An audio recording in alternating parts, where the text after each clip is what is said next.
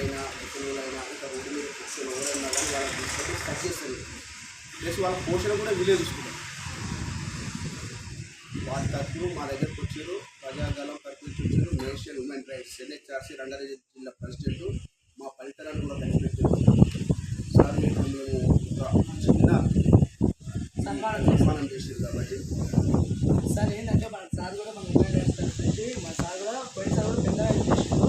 So ఆయన కూడా మన సారు పిల్లలకి రాజధానిగా ఇప్పించాడు పిల్లలకి.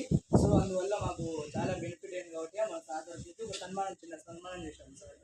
మన గ్రామంలో కూడా మన సార్ పెద్దవాళ్ళు కాబట్టి ప్లస్ కాబట్టి మన సార్ తరఫు నుంచి చిన్న సాయం కోరుతున్నాం కాబట్టి సాయం చేశాడు వాళ్ళ రైట్స్ నుంచి. సో దీనివల్ల మేము అందరం కృతజ్ఞతలు చెప్తున్నాం మన సార్ కూడా. So thank you so much sir. పిల్లలకి ఇలాంటివి చాలా చేయాలని మేము ఇంకా కోరుతున్నాం. మన ఆరుపల్లి గ్రామ ప్రజలు కాదు, చుట్టుపక్కల గ్రామాలు ఇబ్రాహీంపట్నం నియోజకవర్గంలో ఎవరున్నా కానీ ఈ యొక్క మదర్ లైట్స్ వచ్చినందుకు వారికి సహకారాలు అందించండి.